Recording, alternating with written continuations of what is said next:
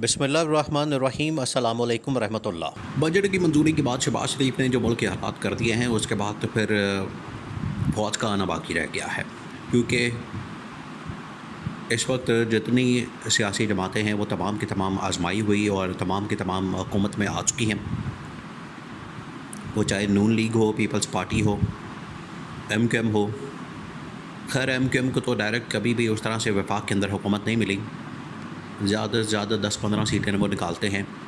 10-15 सीटों वाली जमात को तो अब कभी भी हुकूमत नहीं मिल सकती। तो यहाँ जो नेशनल लेवल की जो पार्टीज़ हैं, जमातें हैं, वो 2-3 हैं। वो उसमें एक नून लीग है, दूसरी पीपल्स पार्टी है, तीसरी PTI है।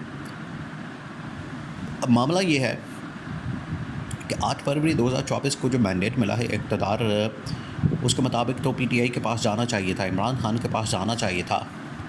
लेकिन इन्होंने बीच में 2 नंबरी करके इस्टेब्लिशमेंट के साथ मुकमका करके इस्टेब्लिशमेंट के साथ मिलके, देखिए ये अब मामला पूरी दुनिया में बच्चे बच्चे को पता लग चुका है। आप किसी जगह बैठ जाएं, गली मोहल्ले में बैठ जाएं, थड़े पे बैठ जाएं, मार्केटों में चले जाएं, बाज़ारों में चले जाएं, गली गली कूचा कूचा चप्पा चप्पा जो है वहाँ पर आप चले जाएं, बैठ जाएं, आपको लोग बता देंगे कि इस वक्त हुकूमत किसकी है। वो कहेंगे फ़ौज की हुकूमत है, इस्टेब्लिशमेंट की हुकूमत है। और शहबाज शरीफ एक डमी वज़ीर आज़म है। ये बच्चा बच्चा आपको बता देगा। इसमें कोई अब कोई ढकी छुपी बात नहीं है किसी से। और सबको पता है कि इमरान खान का मैंडेट चोरी किया गया है।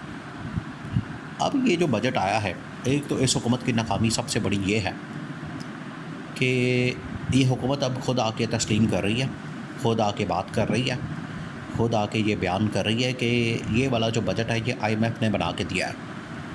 ख़ुद तस्लीम कर रहे हैं कि हमारे पास इतनी काबिलियत नहीं, हमारे पास इतनी अहलियत नहीं, हमारे पास इतनी अकल नहीं, विज़न नहीं कि हम एक बजट बना सकें, मुल्क का बजट। बड़े बड़े यहाँ पर 30 मार खान बैठे हुए हैं, बड़े बड़े अरस्तू बैठे हुए हैं, लेकिन बजट बनाने की अहलियत नहीं है। और इसी वजह से तो वाक़या बड़ा मशहूर हुआ आसिफ ज़रदारी और शहबाज शरीफ का, कि शहबाज शरीफ को बुलाया गया, आसिफ ज़रदारी ने बुलाया ऐवान सदर में कि आएँ और हमें बताएं, मुझे बताएं कि ये जो बजट आप दे रहे हैं इसके ऊपर आपने हमसे नहीं पूछा। ये आसिफ ज़रदारी ने बुला के तो शहबाज शरीफ से पूछा, फिर सवाल किया, शकवा किया, शिकायत की, आपने बजट पेश किया है और हमसे नहीं पूछा। तो शहबाज शरीफ ने कहा कि साढ़े कोल भी नहीं किसी ने पूछा, हमें भी नहीं किसी से पूछा, हमें भी नहीं किसी ने पूछा, बजट आ गया। तो ये हाल है इनका। तो बजट कहाँ से आ रहा है, जब अब देर इनडायरेक्ट एक गवर्नमेंट जो है, हुकूमत जो है वो आ चुकी है इस्टेब्लिशमेंट की। और इस्टेब्लिशमेंट का जो नुमाइंदा है मोहम्मद औरंगज़ेब, जो इस वक्त वज़ीर ख़जाना है, वो ऑन रिकॉर्ड प्रेस कॉन्फ्रेंस के अंदर ये बात कर रहा है कि ये जो बजट हमने पेश किया ये तो IMF ने बना के दिया है। IMF ने जो हमें दिया है, हमने मनवन उठा के जो बजट है वो हमने आपके सामने रख दिया है। ये हालात हैं इनके। तो एक बजट तो बना नहीं सकते, तो ये गवर्नमेंट और मुल्क किस तरह से चलाएंगे। अब आप देखें कि ना सिर्फ ये जो बजट है वो इस्टेब्लिशमेंट की जानिब से IMF के साथ मुकमका करके तय करके बजट पेश किया गया है, बल्कि जो इस वक्त तमाम के तमाम इदारे हैं, अब एक बहुत बड़ा इदारा जो कि PWD के नाम से मशहूर है, जो कि डेवलपमेंट का काम करता है, उसको बंद किया जा रहा है। शहबाज शरीफ ने उसका ऑर्डर दे दिया कि इसको बंद किया जाए। इसी तरह से बहुत सारे इदारे बंद हो रहे हैं, प्राइवेट हो रहे हैं, उनको बेचा जा रहा है। जब उनको बेच दिया जाएगा तो ऑटोमेटिकली बेरोज़गारी भी आएगी, मुल्क के अंदर क्राइसिस और बहरान भी आएगा।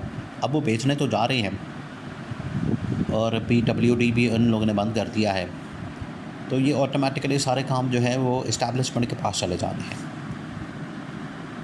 अगर इस्टेब्लिशमेंट नहीं इकॉनमी चलानी, इकॉनमी असल में चलाई जा रही है SIFC के तहत। ये आपने बात जहन में रखनी है। SIFC जो कि जनरल आसिम के निगरानी में, सदारत में एक इदारा बनाया गया है, और वो इस SIFC इदारा जो है वो इकॉनमी को चला रहा है, इकॉनमी को ऑपरेट कर रहा है, इकॉनमी को वो रन कर रहे हैं। इसी वजह से इन्होंने IMF के साथ मिलकर तो एक बजट जो है वो मंजूर करवाया है। बजट असल में आवाम के गले पड़ा है। देखिए खुद ये इन्होंने कितनी बड़ी दो नंबरी की है कि हमारे गले ना पड़े, हमारे खाते ना फिट हो।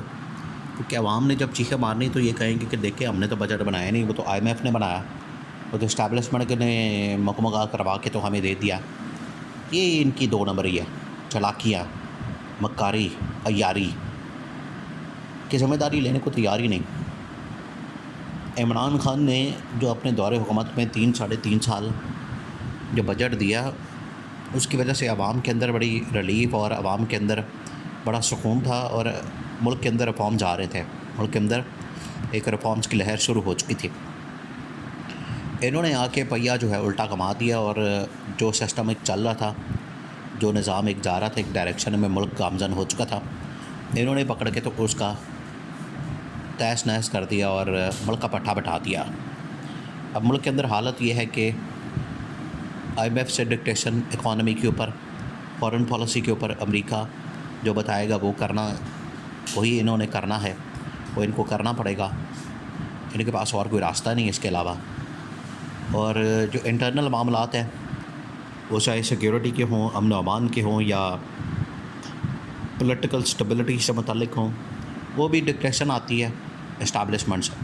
तो हुकूमत तो सिर्फ नाम की एक हुकूमत है, अदरवाइज़ तो इनके पास ना अब ये बजट बना सकते हैं ना कुछ और इनके पास कोई पावर है। तो यहीं से आप अंदाज़ा कर सकते हैं कि एक हुकूमत जो बजट अपना ना बना सके, बजट अपना ना तैयार कर सके, वो फिर क्या मुल्क चलाएगी।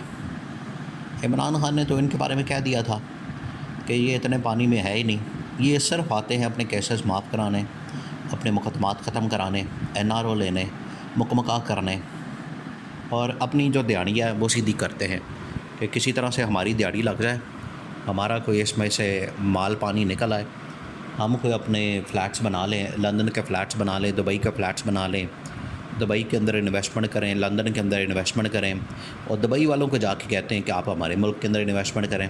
कहते हैं कि आपकी अपनी इन्वेस्टमेंट तो इधर पड़ी हुई है, हमें आप कह रहे हैं कि मुल्क के अंदर, आपके मुल्क के अंदर इन्वेस्टमेंट करें, अपनी इन्वेस्टमेंट ले जाएँ और जाके चलाएँ। सूरत हाल बड़ी बिगड़ चुकी है, मामलात बहुत बिगड़ चुके हैं, ख़राब हो चुके हैं और अब बस इसी चीज़ की कमी रह गई है कि अभी इनडायरेक्ट रूल है इस्टेब्लिशमेंट का, तमाम इदारों के ऊपर भी, बजट के ऊपर भी, इकॉनमी के ऊपर भी, पॉलिटिकल भी, हर लिहाज से। अब डायरेक्ट रूल की कमी रह गई है कि डायरेक्ट आए, कौम से खिताब हो आर्मी चीफ का और पूरा मुल्क का कंट्रोल संभाल लिया जाए।